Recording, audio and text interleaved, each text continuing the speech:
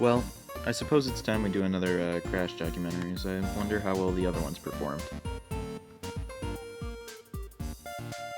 Good, no one turned them private. I was worried about that when I made this. No restrictions, that's good. A year ago, wow. What? Walt Disney World Resort is located in Lake Buena Vista, Florida, an hour or so away from Orlando, Florida. The resort consists of multiple theme parks, hotels, and attractions. Now, with so many things scattered around the large resort, you would expect that Disney has a way to make it easier to get around. They do, in the form of Disney Transport. There are a few notable features on the system, but most important for the video today is the 15-mile-long Walt Disney World monorail system. The system has a daily ridership of 150,000, making this one of the most used monorail systems throughout the world. But, despite the incredibly well-handled operations of the different systems throughout the resort, accidents do happen. July 5th, 2009. Walt Disney World is cleaning up after the fireworks show from the previous day. The time is 1:55 a.m. Monorail trains from around the park are beginning their final trips back to the maintenance shop, starting with Monorail Pink. This train has just stopped at Switchbeam 9, awaiting directions from dispatch. Meanwhile, Monorail Purple is approaching the TTC Concourse station, lined up directly with Monorail Pink. Of course, one train pointing at another is a disaster waiting to happen, so the Bombardier monorails have a system known as MAPO built in. This system is described as a moving block light system by the NTSB. However, Purple must still pull into the station, so the driver activates MAPO override, as directed by the dispatcher. Monorail Pink is directed to reverse over Switchbeam 9 towards the express line. The procedure is normal, and Pink accelerates. Monorail Purple's driver also enters the station slowly, as he was trained to do. Everything is going as it should, until Monorail Purple's driver sees the distinctive headlight of Monorail Pink approaching. The operator of Monorail Purple, Austin Wendenberg, a 21-year-old college student, stopped the train and attempted to send the train into reverse, but before the motors could move the behemoth of a train,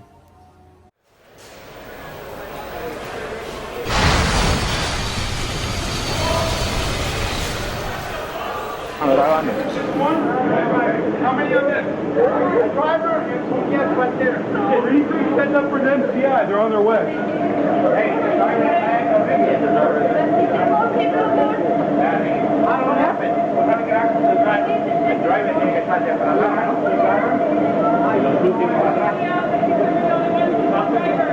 Was there somebody in here? The driver. Can you hear us? Hey! Can you hear me?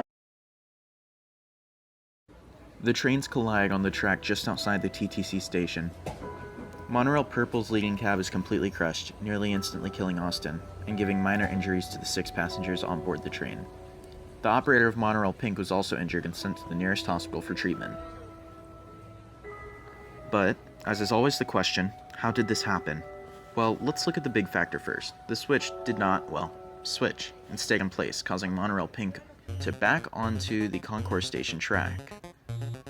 But how did the track stay in place? Was it an equipment failure? Was it sabotage? When looking into how it happened, it shows that the monorail manager was not even there at the Concourse Station, but rather at a local restaurant. As hard as it may be to believe, the managers in the system were not, at the time, required to be in the control room. This means that they didn't have access to the camera footage of the beams. But those wouldn't do much good in the end either, because the managers only use the cameras to check if the monorail is clear of the beam, not the position of the beam itself. The manager, in the end, didn't switch the track before Pink was directed to reverse. The operator was in the front of the train, meaning he couldn't see what was behind him at the time. It is also said that the windows on the monorail were fogged and the ambient illusion surrounding Switchbeam 9 was low, causing the monorail operator to not completely see where he was going, and therefore be unable to identify that he was on the wrong track. Further, obstructions, which were already hard to see, became nigh impossible to identify. Not to mention that all the geometry of the curves were too similar to tell apart without looking at them. All of these factors combined created the perfect storm, leading to the collision and the tragic death of Austin Wendenberg. So, this crash, like many others we have yet to cover, can be traced back to human error. Unlike others, this could have been prevented had the manager been on site. But of course, the collision happened. Now all that's left are revised procedures and painful memories. But the system has improved, and Disney has even voiced opinions about getting a new fleet altogether for the Walt Disney World monorail system. Let's just hope they remember the circumstance that brought about this tragedy, and they don't let it happen again.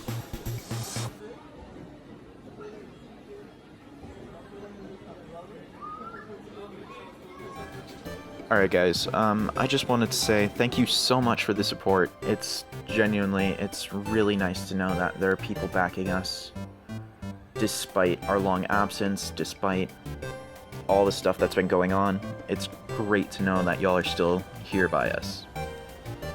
Looking at the analytics, all of the crash documentary videos have at least 1,000 views, which is huge. It is massive for me.